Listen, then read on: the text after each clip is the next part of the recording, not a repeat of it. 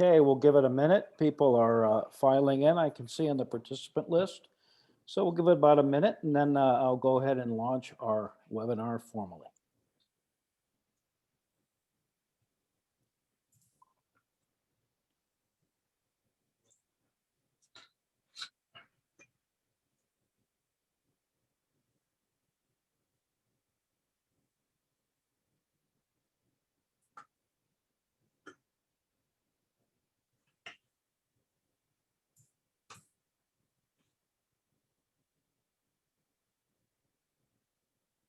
All right, everyone, I think we can begin. I want to welcome you to this Water UCI colloquium on remediation, regulation, reform, what we're doing about PFAS in our water. As many of you know, this is an extremely important issue that is facing our nation. And we have the privilege of being able to host 4 distinguished experts on this subject, and they are again going to concentrate on remediation, regulation, and reform. I want to introduce to you Michael Wong, who is a treatment engineer and technologist for Jacobs Engineering Group.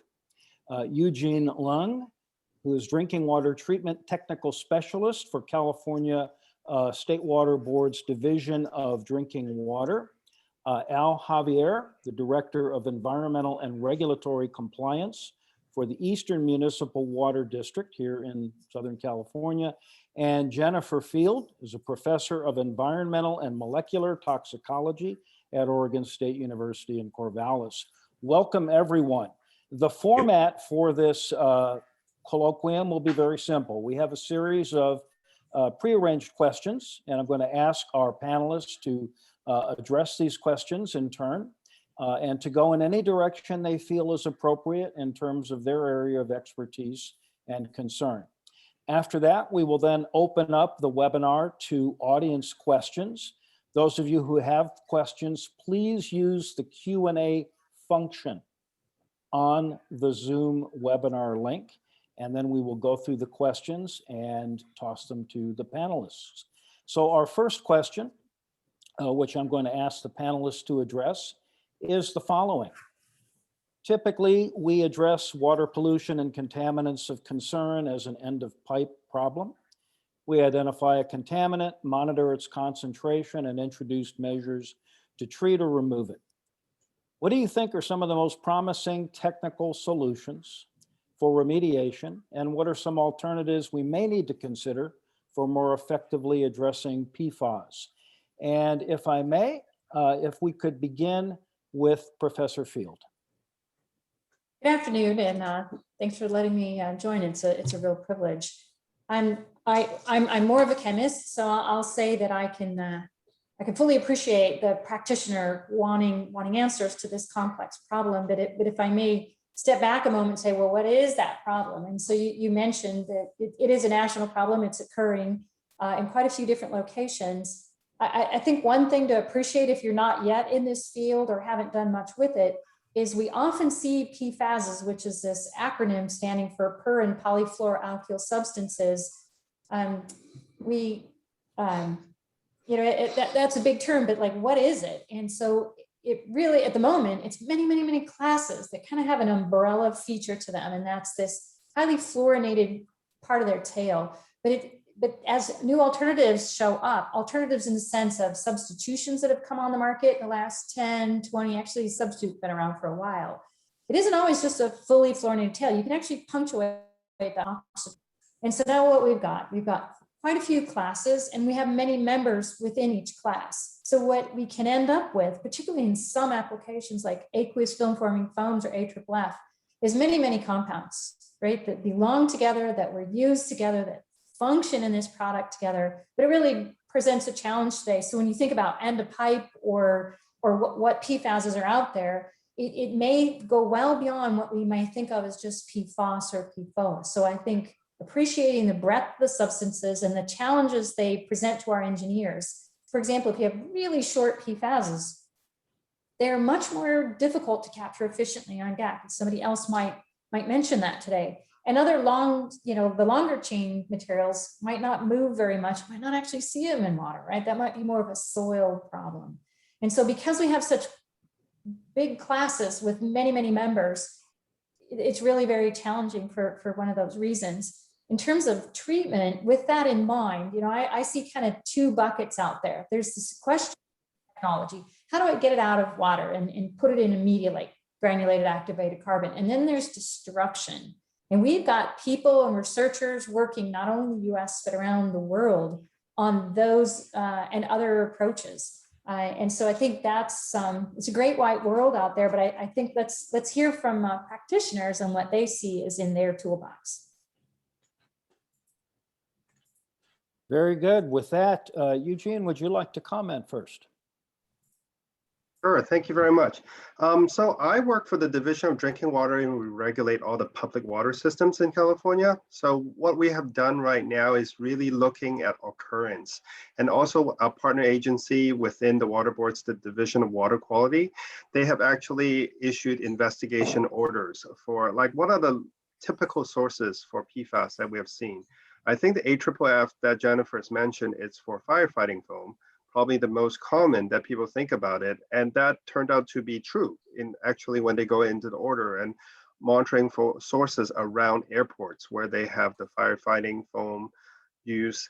I think they have been able to detect PFAS in a lot of the groundwater wells around those sources. But on top of that, I think they've looked into landfills and chrome platers. So these are industrial sites, and also for just general landfills, municipal landfills, and they're able to find PFAS in the leachate. So there are actually, it's beyond airports, there are definitely multiple sources of the contaminant leaching into the groundwater. So us as the Division of Drinking Water, we're issuing orders right now for wells that are located near these potential contaminating activities to see what's being found in the for my focus, looking at how to make the drinking water safe for human consumption, exactly what Jennifer mentioned. Like for some of the water that may have the longer chain PFAS, we'll be using granulated activated carbon for treatment. But if we find to be the shorter chains, we may need to use other treatment techniques, such as using Ion Exchange, or maybe using reverse osmosis. And I know Michael will touch into that as well. Those are kind of like the more typical tools that we have in our tool belt. I think there are some also new adsorbents being developed that could be used in a similar manner. And so those are the kind of the key things we do for the drinking water treatment at the end of pipe. I think it will be probably similar to a lot of these, is to really look at if these potential contaminating sources, are they still continually being as the source of the contaminant to these drinking water sources, or if there's some way for us to stop it. So I think that's goes back to a lot of the other groundwater contaminants. I guess, would there be some sort of a pump and treat effort or something like that to stop it from spreading into the drinking water, so that we'll see the source being cut off, and then how to contain and clean up the sources in the long run of the contaminant. So I think that's my contribution to this conversation. Thank you very much, Eugene. It's a good segue, Michael, to you. Thanks, Eugene. Yeah, so if we look at the adsorbent media that's been used for many years, the other type of contaminants, granular activated carbon, which has been used to remove just mix and precursors to byproducts. It is a very effective way to remove PFAS, and it's pretty well understood.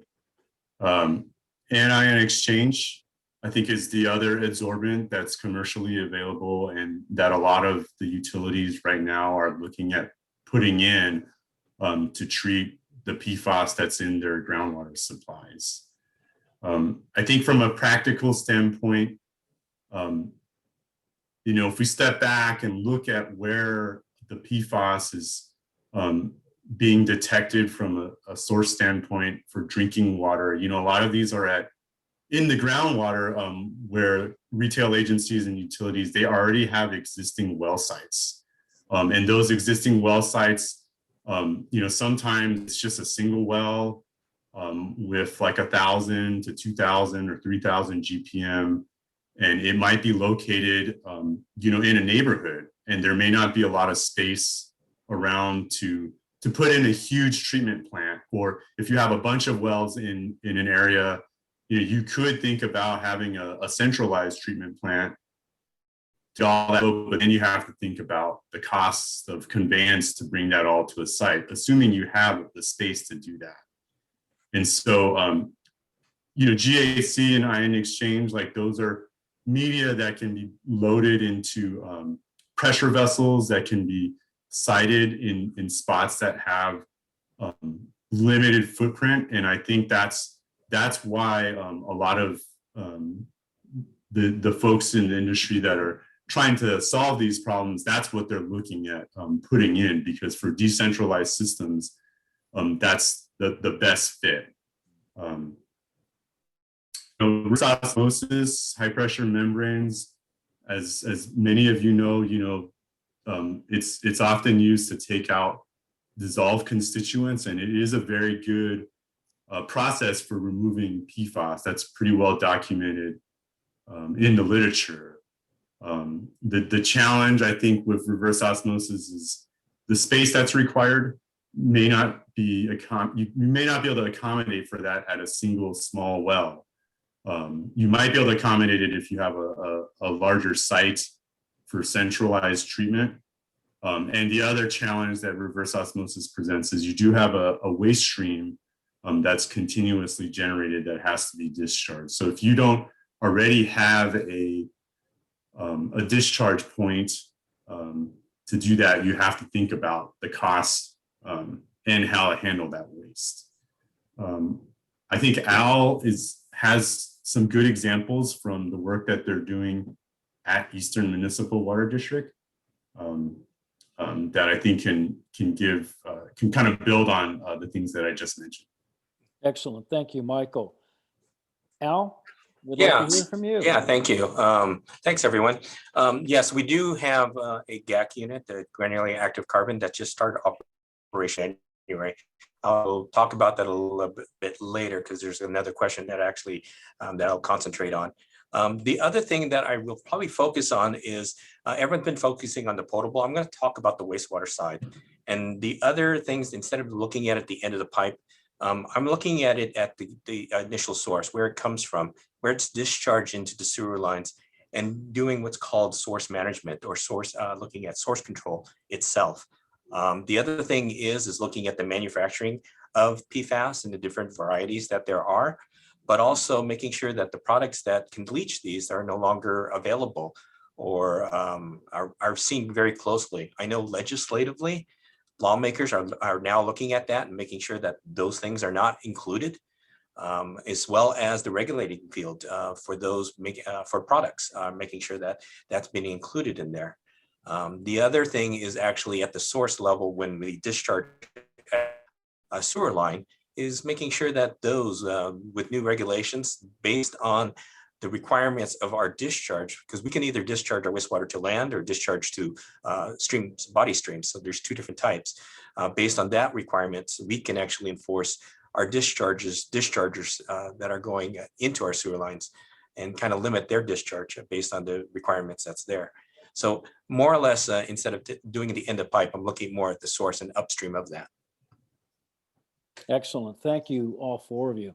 I do want to remind you before we go to our next question that this entire webinar is being recorded and will be posted on our YouTube page beginning tomorrow. So for those of you whose colleagues were not able to attend, or students whom you'd like to review this, it will be available.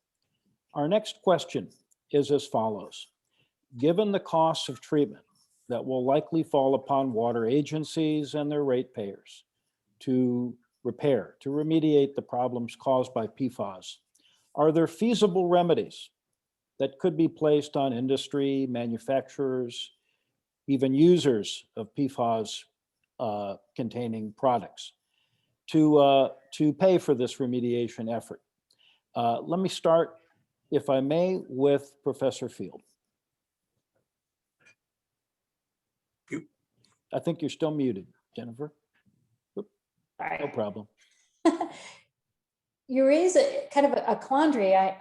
I'm not convinced that every user knows they're a user, simply because they can pop up in materials or processes that aren't necessarily, actively being, purchased. They can show up in lots of different things. So I think it's a challenge for industries to actually know their inventory and to be aware of that. And so when you go and, as Al is talking about, you're trying to trace back, I'm going to guess there's an educational component here to actually track it down. And there might be some people or businesses who don't really realize their user. I can think of, there's a product we have seen manufactured in an area of the LA area. It's a face product. It's loaded with PFAS. It even says it on the bottle. So there might be a case where they deliberately reached out, but there might also be cases where they're unaware. So I think raising awareness, doing source tracing is a big deal and may actually go a long way toward understanding. And then, of course, not a new idea is really the one that the Green Science Policy Institute is pushing, and that is, well, when is it necessary? So if you are a user, what is that functionality? Is there no substitute? And getting people to examine what are the critical applications and where can they be removed and where is there a substitute? And AFFF is an example where there are substitutes. They have been adopted in other countries by other agencies that are trying to eliminate the PFAS. So you'll see that in Australia and Norway. Here, it's complicated in part because I've been asked, like, well, why doesn't our military just go to the fluorine free? Well, our military is a very, very large organization. It's probably bigger than, 20 Norways taped together. So when you talk about changing our system or pieces of our system, it's a very large undertaking. So I think the question is fully appreciated. Just how to do that. For example, if you go to a PFAS-free AFFF, my understanding is that the properties of the fluid changes, how you can pump it, how viscous, how do you deliver it? Does it flow? Like, for example, if you're in a large hangar and you need it to flow underneath an aircraft, you need that viscosity to be pretty low. So if you do make changes, like in the Brisbane airport in Australia, they've entirely changed how they protect the firefighters. So they are practicing closer to fires. They have a different PPE. And this is to accommodate those changes. So I think what I'm learning is that how much infrastructure in some cases has to change along with it. So it's not like, oh, we're just refusing to have a substitute. There's this infrastructure that goes with it. And the bigger the infrastructure, the more difficult it is to change. So that's maybe why you're not seeing as rapid a movement in some sectors as maybe others. If you're a smaller user, maybe you're more nimble. Maybe you can find substitutes and you might see changes in these smaller, more nimble type of industries. Excellent. Thank you very much. Eugene, to you. I think in another area, it's the difficulty to pin down is because the products, the PFAS family of products is used in so many consumer products because of the stain resistant characteristic of the chemical. So in our sister agencies, like the Department of Toxic Substance Control, for example, they're working on standards for carpets and rugs for the stain to identify what chemicals being used on the carpets, what's potentially released from these products. And what happens, what's the fate of these products when it's the spent carpet being disposed of it in the landfill, and all of this chemical can potentially leach from it. So I think there's a lot of difficulties right now for us because there are so many day-to-day products that we use that contains PFAS, either previously made or that's coming on the market with newer formulation. So it's really hard to pin down how to stop it because we like those products as consumers. So I think that becomes a real challenge for all of us, that we like the jackets that repels waters, that repel stains, and carpets that's easy to clean. But now how do we figure out a way, because all of these will be contributing with a lot of chemicals, I'm sure Jennifer, that even with the newer formulation, all of them are still really stable. And we'll have an ongoing challenge to kind of like identify the continuous source to help fund cleaning up these so many different types of this family of chemicals that we'll find in groundwater. So I think that's where our challenge is. There's not a simple answer, unfortunately. Well, indeed, very complex problem, and thank you for reaffirming that, Eugene. Michael, let's go to you. Yeah, I'll build on what Eugene was saying, I think another challenge is, when we look at, say, for example, someone like 3M and the production of PFOS, there's some literature out there that shows that many years ago, like in the early 2000s, because of the health concerns, they became aware of, like, they started ramping down production of that. And so you think that maybe it wouldn't be in our products if one of the biggest producers has kind of, stepped back from that production. But then if you look at the graphs of production of PFOS in countries that import consumer products to the US, like China, you see that those graphs, ramp up right around that time. And so even though it might not be produced, within,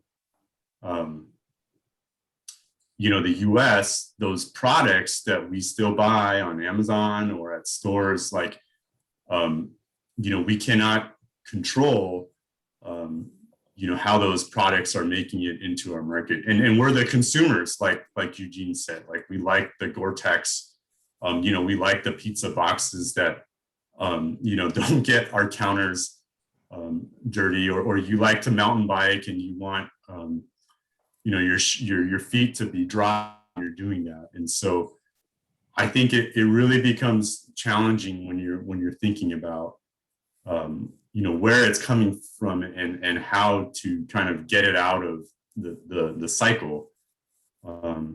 So I think that really does make it a challenging question in terms of, what you do about the products that are there. And I think, in the immediate term, retail agencies, like, they have to address the concerns, right? And so that's why we see retail agencies moving right now to try to put in treatment, and how they recover that cost is a really important question for them. Thank you very much, Michael. Al? I think you're still muted. Thank you. I'm going to take a different approach to this. Obviously, the way the government would work is on issues that we have. It typically will be a super fund to provide monies for cleanups and such. The other ones is really right now is kind of having some attractions right now is coalition or cooperative groups that are going after the PFAS manufacturers. So typically this is the straightforward lawsuits or class action lawsuits. Trying to recover costs, because some of the back east in Michigan and Pennsylvania, where they were manufactured and discharged into streams, they're trying to meet the requirements for treatment. And so they're looking for the recovery of that cost for the rate players to treat this. And so this is one avenue that they look at. So just straightforward is the lawsuit itself, trying to get that the recovery to the rate payers or the ones that have discharged and are causing the issue too. So yeah, straightforward. Excellent point, and a great segue to our next question, our third question.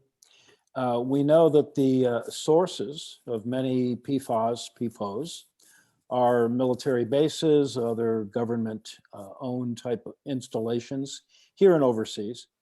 Given that remediation of contaminated government-owned hazardous sites in the past were often cleaned up through special partnership agreements between, let's say, EPA, states, and the Defense Department or the Department of Energy, other agencies. Is this a likely path that might be taken for the PFAS issue as well? And again, Professor Field, if we could start with you and your observations on this. I have to admit, I don't have particular expertise in that question, but I could maybe touch on some aspects. So you mentioned that the AFFF, and it is really important. If you take a global look at production of highly fluorinated substances, it's a very small share of that market. Historically, it's only been 3%, but it's a special 3% because this material was designed to be used in the outdoors Historically, it's used repeatedly in single locations for training or practice or testing equipment. And so it was a live, uncontrolled release historically, and in emergencies, right? And so you've got, even though it's a small amount, it's a historically, because of this training that occurred on military bases, but not limited to military bases. That's where you get this really high buildup of concentration, simply because it's a very focused outdoor open release. And so we're really quite aware of what some of those impacts are. But Al was mentioning some other important sources earlier on. And so when you get to thinking about, well, who's going to be responsible, often we can see co-located businesses or entities. For example, even in our own Portland airport, you're going to have fuel storage, right? The airplanes need fuel, you have fuel storage. The oil and gas industry is its own user and stockpiler and supplier of AFFF, and they're often not too far away from their users, right? So airports is a good example. Because of different property values, you might co-locate a landfill, or a wastewater treatment plant will be very close by. And so what you got is what I call fence line partners. So different entities using different kinds of products, some of which they share, like AFFF. And then they get kind of mixed or blended or very close together. And this is one of the great challenges for the practitioners you have on today. People trying to figure out, like, whose is that? And I think one of the things that came up earlier is landfills. So in our experience, so I've been at this for about 25 years. And started with AFFF contaminated groundwater, but then moved into wastewater treatment plant systems, municipal systems, doing some of the earliest mass flows. We actually did it in our own hometown. And then we also moved on to landfills. And landfills, so the prize winners are, for the highest concentrations I've ever seen, are AFFF contaminated groundwater, where you're sitting right in those source zones. You can hit a part per million. We've seen, highest we've ever seen is 14 parts per million. It was actually sulfonate, maybe not one that everybody talks about, but it can get quite high. PFOA, we've seen 6 milligrams per liter. PFAS, I've seen 1 milligram per liter. So those are the real winners. Second prize goes to landfill leachates. They're a very, very interesting mixture. They are not the same. They're heavily skewed toward the short chain, because that's what leaches. So it kind of makes sense, right? The shorter chains tend to dominate. And there's some really interesting PFAS in there that might actually serve as markers. What I'm not sure is whether or not many entities catch it. I think of it, it's called the 5-3 FTCA. It's an intermediate that is formed in the transformation of some of the others. And landfills seem to have a nice hit of this. So we're very interested in helping people fingerprint sources. And so we're taking a very broad spectrum look, and we are seeing that landfills have a characteristic, some markers. Then of course, the third place winner is municipal wastewater. Of course, that depends on where you are, but I'm just talking about garden variety wastewater. And that is these are the great integrators, right? Wastewater is an integrator around the community, and we've got folks going upstream, and that's going to help. But we also want people to recognize that landfills and wastewater treatment plants are often clients of each other.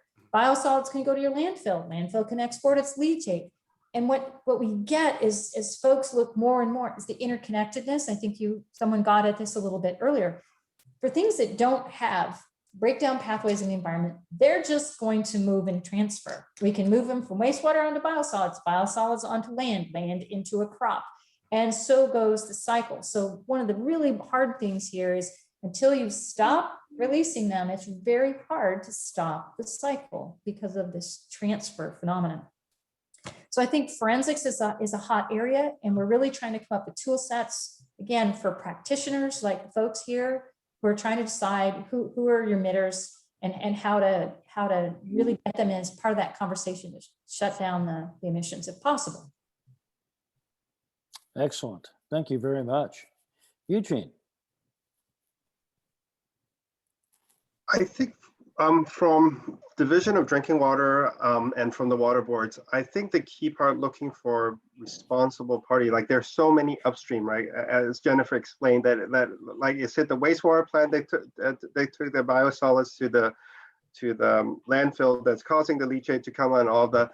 I think will be a lot of investigative work by our regional water quality control boards, because they are the ones that are going to go really look into at least try to get the immediate cause of contamination for a particular municipal source. And that's where the funding comes in from my division is to how to make the water immediately safe for human consumption.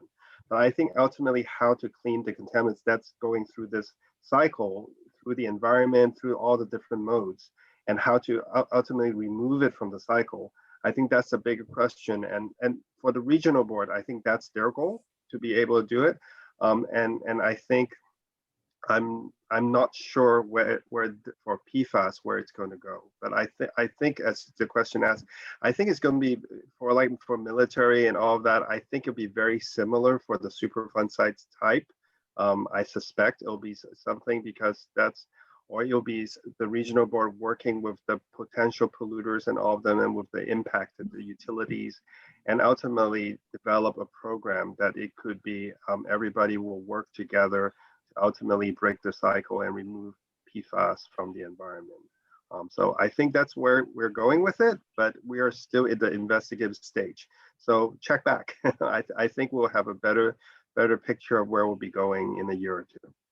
Yeah, great point. And we definitely will be checking back on this issue and on several others that you all have mentioned this afternoon. Thank you. Michael. I wanted to just echo one of the comments that Jennifer made about AFFF being a small percentage of the source of PFAS. So I think when we think about military sites that may have PFAS and surrounding groundwaters adjacent to their site, you got to remember that doesn't cover everything, right? There's areas where the influence may be from something else, consumer products over the years, from the wastewater, and so on and so forth. But if we go to the question and talk about military sites specifically, I think it's good to think about what the federal government has historically done with other contaminants like VOCs, right? There's existing programs in place that have been set up to address those contaminants that may be nearby their facilities. And so a lot of these sites already have treatment in place to address other contaminants that they've been treating for years. And in some cases, depending on what type of treatment they have, it may be suitable to address PFAS if that's also a concern at the site. So if you have a site that has VOCs and they already have granular activated carbon that's been there, that treatment is going to work as well for PFAS, and it's already been funded.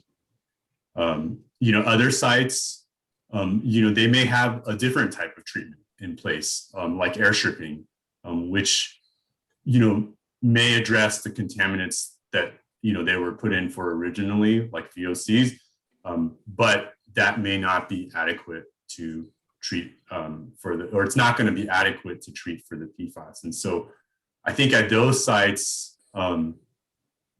depending on what the water is used for, like they have to think about whether the treatment they have needs to be replaced with something that can address the PFAS, or upgraded to include, an additional process. But I think it's good to keep in mind that there are programs in place to fund treatment at those sites already. Thank you very much, Michael. Excellent. Al? I'm going to have a story, and because we do have direct experience working with the DoD on this. So I'm going to share my screen and go through a couple slides. Excellent. Excellent. Oops. Let's make sure you can. I have been disabled as a host, so I cannot share my screen. Shannon, can we enable? Let me Let's see see. if we can't. Let's see if we can't fix that. Okay. We definitely want to give you the opportunity to share. So as I was mentioning before, we do have direct experience working with the Department of Defense of March Air Force Base. I think you're good now. Okay. Go through it right now. Mm-hmm. Whoops, wrong one. Let me stop sharing and share the right one.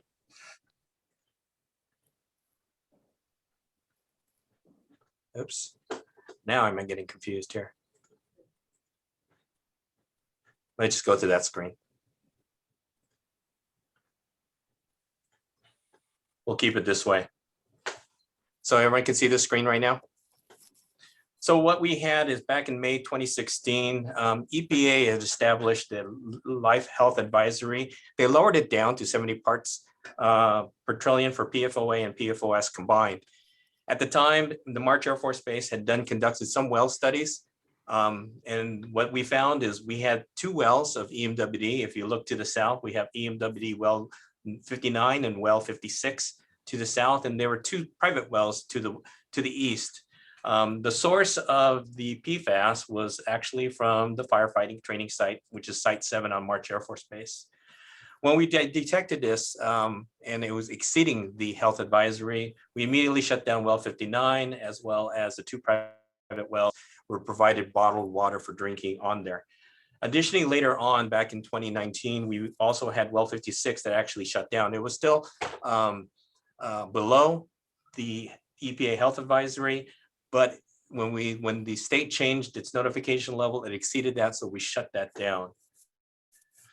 So one of the things that March Air Force did is they did an expanded site inspection report, and what they did is they delineated the PFAS plume that came out of March Air Force Base. So what you're looking at here in the map to the right is a plume diagram of 2 different aquifers combined. They did 2 levels of the aquifers and looking at it. The blue or the light blue is actually at 70 parts. Mind you, there's a big difference when we're working with the Department of Defense as well as the state. The state has, as Eugene has indicated, the state are usually ahead of the EPA. And so the DoD only recognizes EPA regulations, even though we might exceed MCLs to the state. The Department of Defense doesn't recognize that and will not any remediation action for that. So that's why this map only goes down to the 70 part, which is the EPA health advisory. As you can see, the plume goes down to about 2.4 miles to the south and 1.5 miles to the east. It should be noted that the groundwater flow moves into the southeast and then goes south. So it's a southward direction that we have for this. So what happened was back in 2017, when we first initially were informed that we exceeded that and worked with the Department of Defense, we entered into what's called an Environmental Service Cooperative Agreement, an ESCA for short. So the Air Force agreed to pay for the imported water that we would lose from the operation of well 59. Additionally, they paid for the connection of the 2 private wells to municipal source on there. The estimated cost reimbursement up to this year is $7.84 million for that. Additionally, shortly after, we went into an ESCA 2 agreement, and this was to agree to a study, a design, and construction for the well treatment. As I mentioned before, we did a pilot study to determine what was the best remediation action for this PFAS. It was PFOA, PFOS, and we found that GAC was the best action that we utilized. So as of 2 months ago, January, we started January 21st, we became operational on the treatment for well 59. The total cost for that is 3.74. Here's a couple of pictures of the treatment in constructions right now. These are the vessels of the GAC. We have 4 vessels. They run 2 in parallel or series 2 and 2 on there. We went finally through a 3rd ESCA. I just found out today that they signed the ESCA 3. This is for the operation and maintenance for the well treatment system, not the well itself, but only the treatment system for that.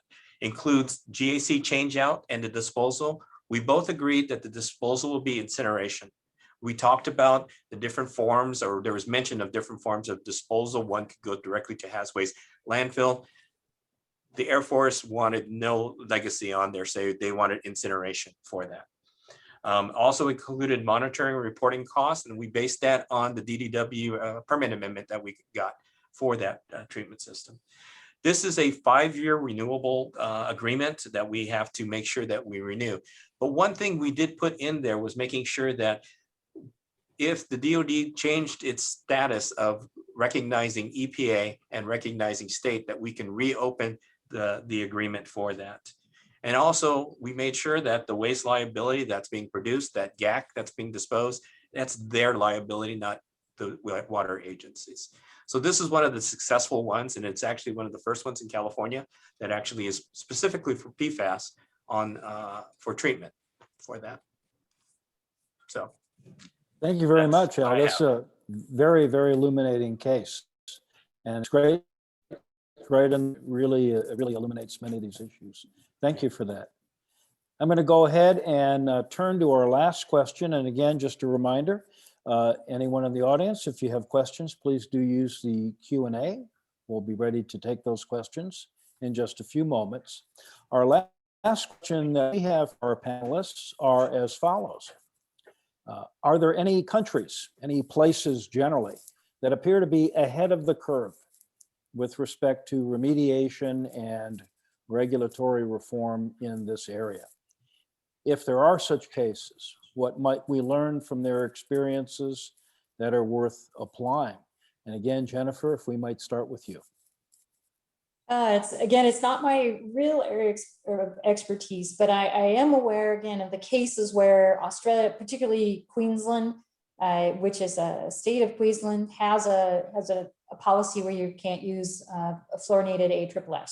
So they've jumped out ahead of the curve.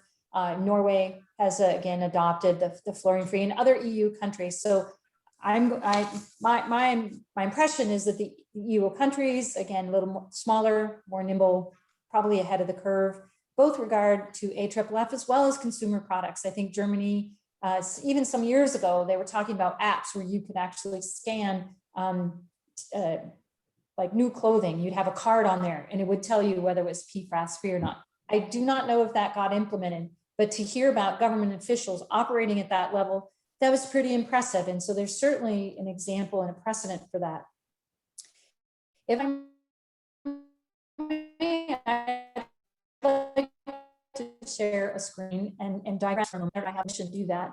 I don't quite yet have permission, but I want to put my own source slide up there, kind of go head to head with others here. Oops, still don't have the ability. I think what I want to do is show people an example of a site. So Shannon, will I be able to share a slide? Sorry, yes, you are the co-host. You should be a co-host now. Sorry about that. Okay, thank you. And it's just a quick one. So this probably looks somewhat similar to the map you just saw, although some of the fun stuff of that previous map was a little off screen. But this is a former military base. You see the rank just as you saw in that previous slide. And if I asked you to guess, where's the fire training area? Could you guess? Right near your arrow. There's a possibility. And the winner, if you chose this area, you're right. And so this actually is the fire training area. Your next question is, what is all these other things? So I think what we're seeing, especially with like Hunter Anderson Air Force, is in his own and the Air Force's own studies, they're finding we often don't have the luxury of only one release site on a military base, and I'm sure that's your experience as well. I think one curiosity is, what's this little guy over here? That's a crash one time. That's a one-time crash. And if I recall correctly, and it's been a while, this was the first site we ever worked at, by the way. So I think that crash is from 1988. And you can actually see, so it's a timestamp of a single use, and you see a little bit of a plume. And this is a shallow, unconfined aquifer system. I think you have a combination of storage, transfer, hangars, fire training, crash, and landfills around this area. And you can see a heavily impacted water body, and you can see a municipality here. And most of those people worked on a base. My guess is this is probably a fairly common situation where the people who lived and worked on the base, basically ended up contaminating their own water supplies. So I think this isn't necessarily unusual or uncommon. And so you can get a sense for the challenges. If you find hits in downgrading wells, you may address that, but who knows what else is going on there. And that's what people are doing now, is trying to get their heads wrapped around the magnitude of that problem. Ironically, 1988 is the same vintage as an upholstered chair that was rolling down our hallway. And I saw it headed out the door, and I said, Ricky, what do you do to that chair? And he's like, I'm just gonna, give it to surplus. I said, can I have it? And we flipped it upside down, and there's a 1988 manufacturer stamp on it. And we now use it as our textile reference in our lab. We make everybody who's going to do PFAS analysis on papers and textiles do a piece of Ricky's chair. And there are still volatile telomere alcohols on this fabric 30 years after it was made and put in our building. And so this goes back to some original points made.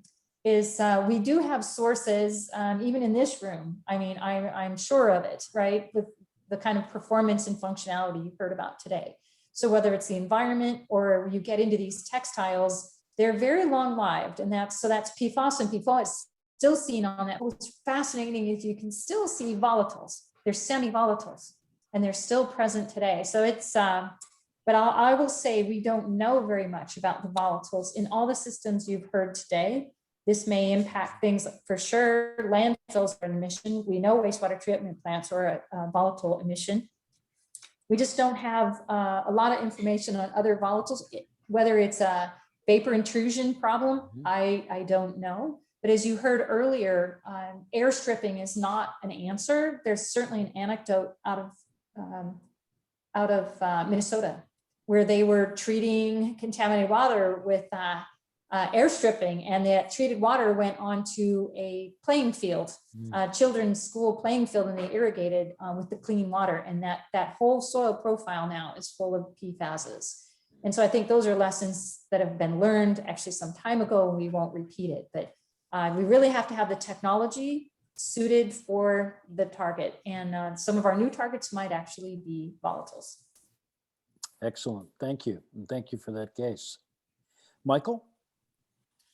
I think if we think about countries and what's been going around, besides the US, I mean, like Jennifer said, Australia is definitely was ahead in some senses when it had to do with site investigation and establishing national regulations for various PFAS for wastewater. They were probably 2 to 3 years ahead of the US because of their national environment management plan.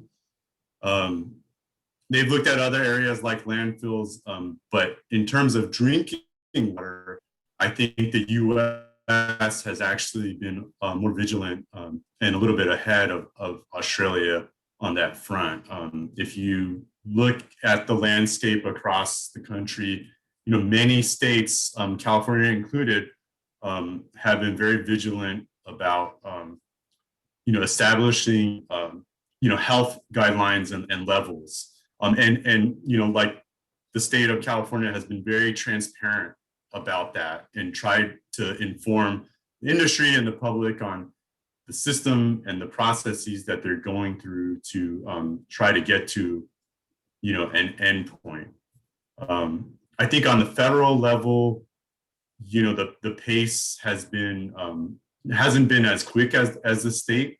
And that might be something that changes with the current administration.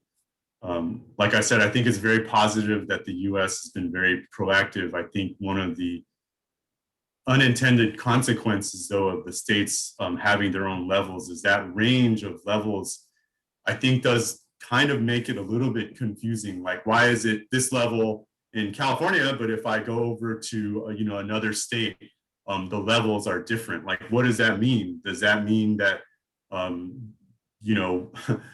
what's safe to drink is different when I go to a different state? I'm being a little facetious there, but I think that's something that when we look at Australia taking sort of a national approach, and even when you look at the EU, they're looking at establishing EU-wide drinking water regulations probably in the next year. So it's sort of a uniform approach. And so it doesn't raise these questions about like, well, why is it different here than there? And so I think if there's something we can learn, and maybe it's more of just a comment, right? We're not going to go back and change what's happened in the last couple of years in terms of all the good activity that's been done by the states. But, having a uniform, approach, has its benefits. And maybe that's something that ends up getting pulled together down the line. But I don't have a crystal ball to see if that's going to happen in the next 4 years. Excellent point. Eugene. I want to add, I'm going to say Australia for cleanup. Seems like we have lots of votes for Australia. I think for the cleanup techniques, they seem to be a little bit more ahead of the rest of the world. But I would just want to say that I think this is the first time ever that we have a drinking water contaminant problem that's global, that all the different areas of the world's working on it together. Because usually we're really used to localize, or is a US problem, a California problem. This is the first time really it's a global everywhere, that this chemical is used everywhere. And there's academics from around the world trying to tackle this. So it's looking at that front is kind of promising that we have a lot of different techniques. The endpoints where we want, like what Michael said, what's safe drinking water, that level is still to be debated. But at least for the gross cleanup, for the sources, how to clean up all of that, I think there's a lot of technology being used, kind of like what Jennifer says, like in the milligrams per level, or even in the parts per million level. What's the same parts per million, milligrams per. At that level, I think all the site cleanup techniques, those are being worked on. I think, and for the really fine, everybody's still looking at the parts per trillion level, for nanograms per level, for the drinking water level. I think so at least for the treatment techniques wise, I think it's exciting that there are so many countries participating in trying to solve the problem. And finally, Al. Yeah, I'm not too familiar with the ones that are out of the country, but I do want to point out most of the work, I mean, recent ones that are being done are centered, and the regulations are right now centered on PFOA and PFOS. These are long chains. Now, manufacturers in the United States, they've actually manufacturers have voluntarily stopped utilizing that type of PFAS. But they've actually used substitutes for theirs. And as Jennifer says, there are thousands of different ones that are out there. And these substitutes are short chains, and the treatments for them are going to be different. Michael mentioned that carbon, granularly active carbon is great for the long chains, but then we, on our pilot study, we do see that the short chains do break through earlier on that. Maybe the Ion Exchange works better on that, and it's debatable right now. There's always the talk about which one's better on that. But again, with the regulations changing, I know there's the new one for California they're proposing, it's PFBS. There are going to be new requirements that water agencies are going to have to meet, and then new technologies, or technologies that were once acceptable now have to maybe be altered. So there are things that are going to be changing as we get through this, because again, PFAS is a whole host of different constituents, different elements there, the way they were made up and the way they're going to be treated. I mean, you can generalize the treatment, but you're going to have sometimes a specific treatment for certain ones on there.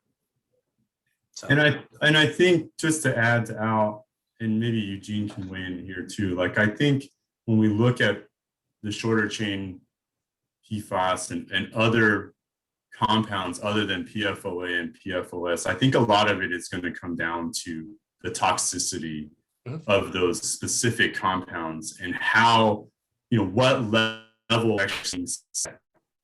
And, if you look at PFBS across the country with states that are putting in some sort of a health guidance level, a lot of times, actually in all cases, those levels are higher than the ones that have been set currently for PFOA and PFOS. So we have to take all that into context, because if you have a level at a specific site that's below what the health guidance is, yeah, you might see breakthrough earlier, but if it's below the level that's deemed safe, then it may or may not be an issue for that specific site.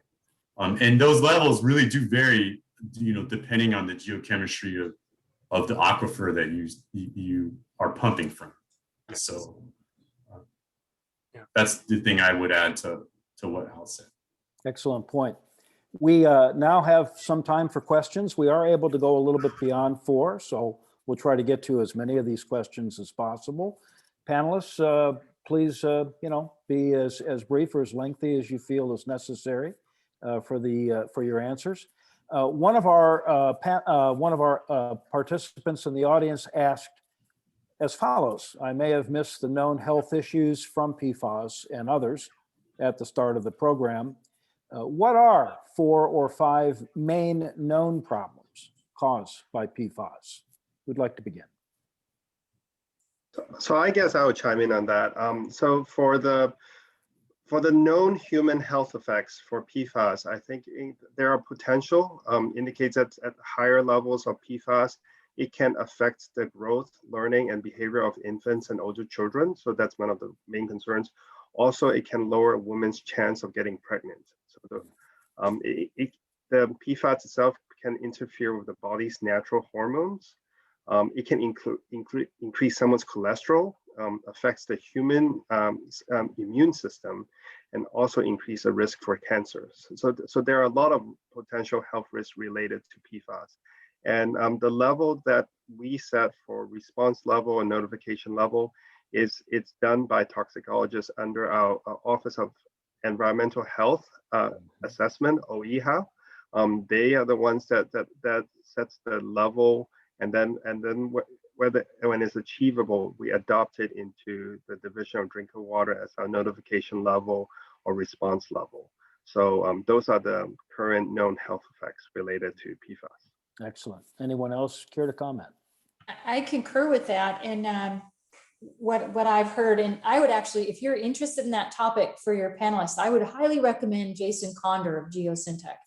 He really gives us fantastic presentations on the human health as well as the ecotox. And what I've learned from him was just exactly what Eugene said. It's actually a whole host of human outcomes. Cancer was not the leading one. It's part of the collection, but it wasn't the main driver as I understand it for setting the health advisory levels.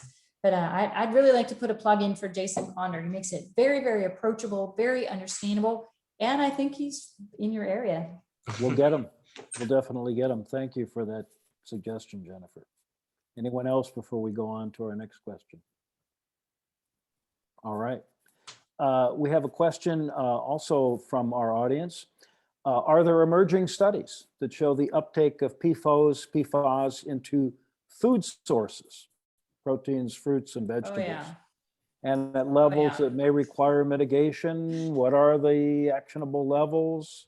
Who will have jurisdiction? Jennifer, you want to start us off? I won't speak to what's acceptable levels. I think other panelists are better positioned, but studies that look at uptake into plants now go back 5 or 6 years. What's really interesting is you see plants pull up the more water soluble fractions. So there's your short chains. They tend to be preferentially accumulate. It's probably a tug of war, so to speak, between plants and soil. And so the short chains end up, not exclusively, but you'll see a skew toward the short chain in plant matter.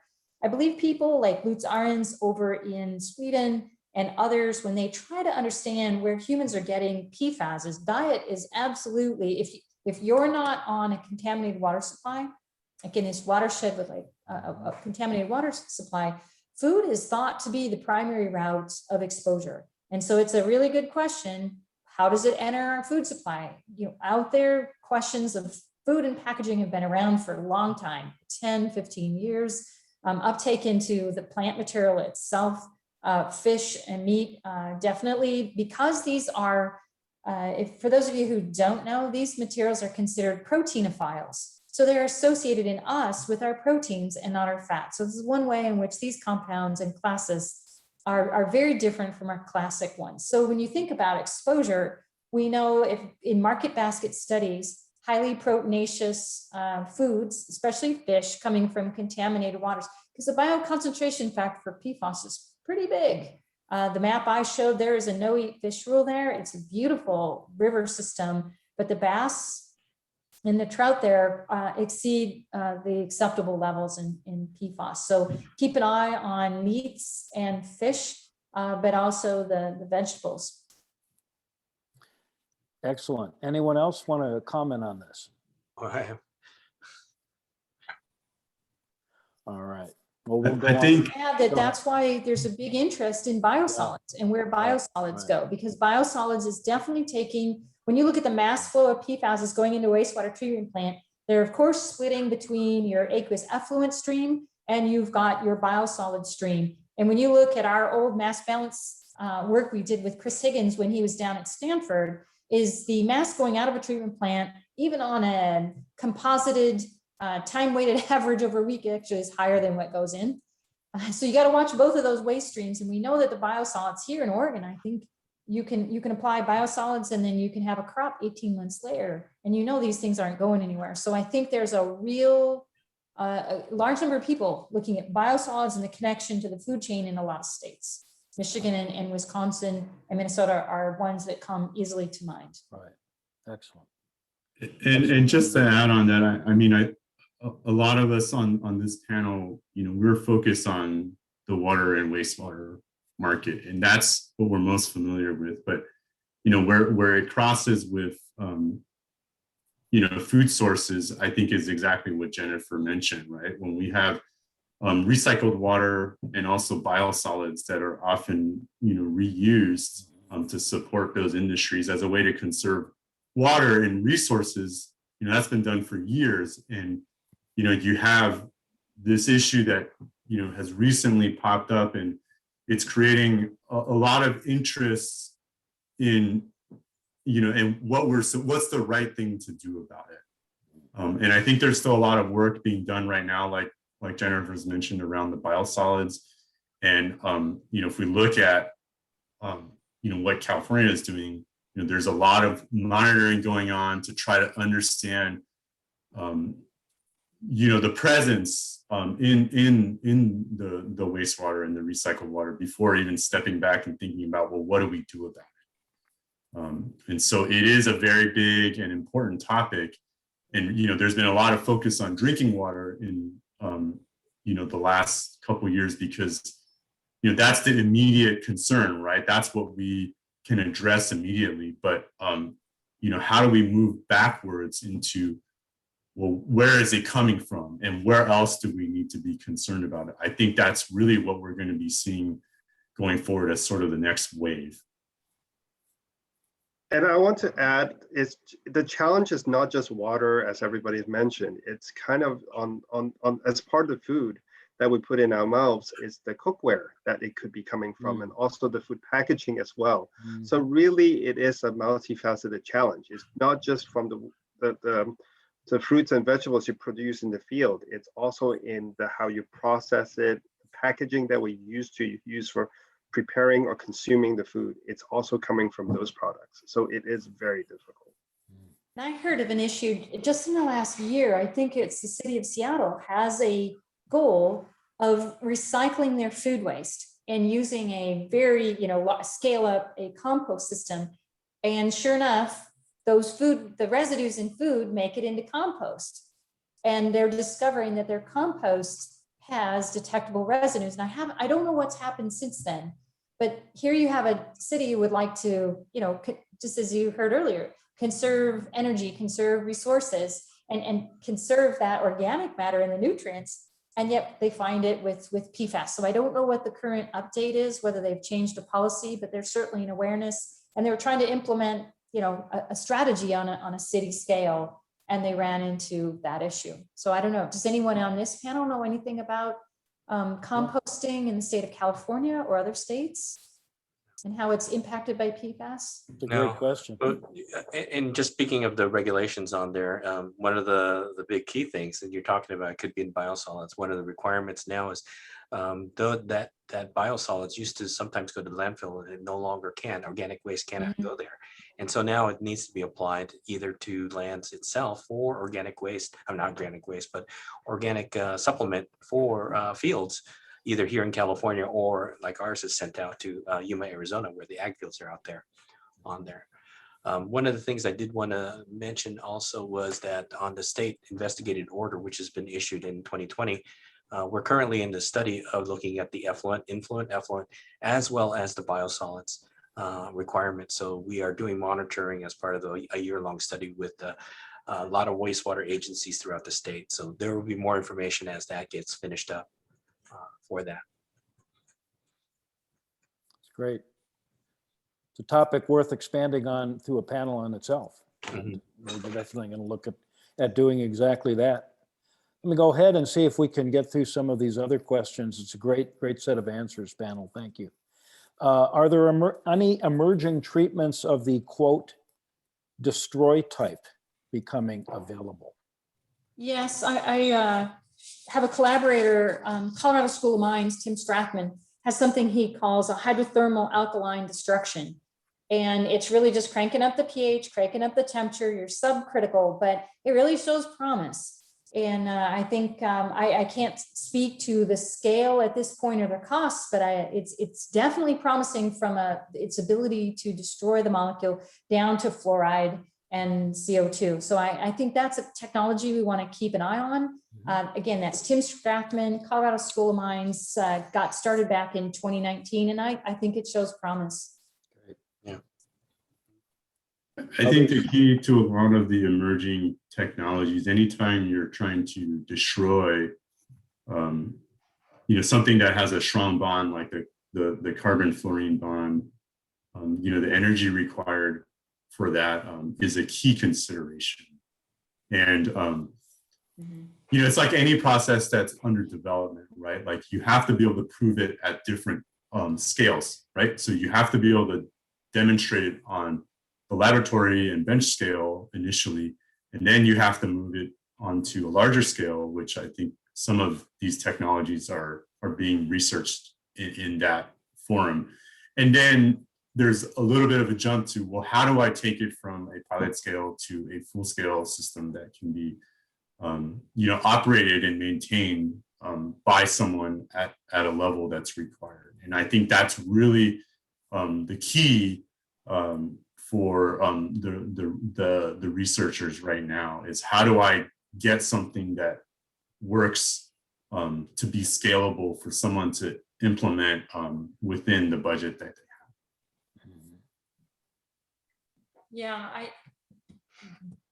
those of course are very good points. And CERDIP, which is the big funding agency that's DOE, DOD, and EPA, so SERDP, they are definitely funding frontline research. And out of that portfolio of research, I think the alkaline process is pretty interesting. And the bar is pretty high because people are becoming very aware that you really need to have multiple lines of evidence. You can't just show disappearance of a compound because these things are a little tricky to measure, and you can have artifacts. So I think closing the mass balance, kind of meeting really rigorous definitions. And you're right, it's going to be kind of a pyramid. Like, do I have proof of concept? Can I close the mass balance? And then you get into scaling and costs. And, ideally you don't want any secondary kinds of waste. So you're right, these technologies, I think people are getting a little wiser about really tightening up the criteria, really requiring evidence, because there were some early technologies that weren't really viable, but without those criteria and that kind of accepted criteria, I think you had a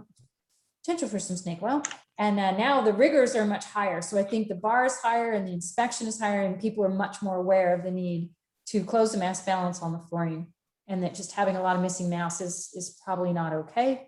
And so I think that's a belief that's being widely shared now among engineers and others with this problem. Excellent. I think we've got time for at least one more question. And the question simply by one of our audience members is, are there detectable levels of PFOS in water imported via the Metropolitan Water District of Southern California? I can answer that one. They do testing of that, and we also did testing on that. It's non-detect for that. So for the imported water, yes, it's very clean that we find. Okay. It's non-detect at the levels for that. So. And as long as we're at it, Al, we have a question specifically that is directed to you. Was Ion Exchange considered for the treatment system near March Air Force Base? Yes, it was. We looked at different units, RO, Ion Exchange, and GAC. And based on the cost and the treatment viability, as well as the ability to remove with GAC, that's why that was chosen on that. Ion's going to be a little bit more expensive to do it, but if we have to do short change, it might have been better if we were targeting that. So. Excellent. We have one more question, and I'll share with all of you, and it actually sort of ties back to the food question as well.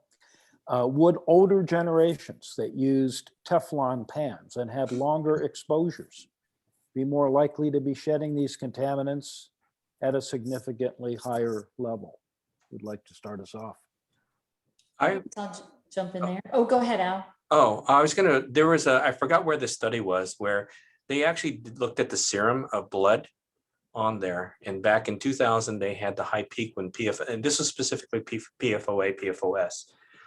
To find a blank study, they actually had historical blood that was before the war, like the Korean War, before in the 1950s. And so they had to use that to actually test that to find where there was not.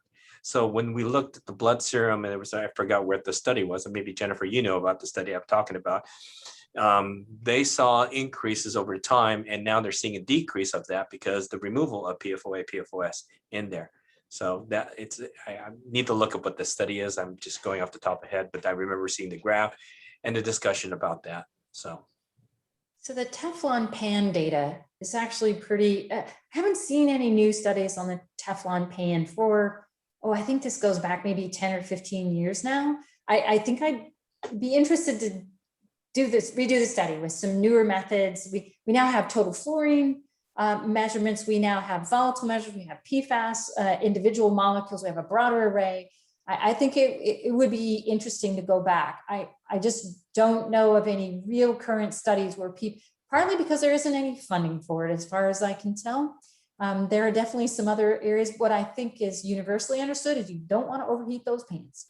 There's a lot of attention now on sub-incineration temperatures. And we know that highly fluorinated substances do evolve gas phase and perhaps particulate phase at sub-incinerating temperatures. It's actually a really big area of study. So I actually had quite some time ago a Teflon pan overheat in my house with my daughter inside. And we scooted that pan outside and opened up the house and left it. Just simply because we'd heard, you don't know. And it just, anything overheats, right? You want to air out a room. But I'm sure others have had that experience, but there really is, I would say, a lack of modern data on that question with modern pans. Excellent. Any further thoughts by any of the panelists?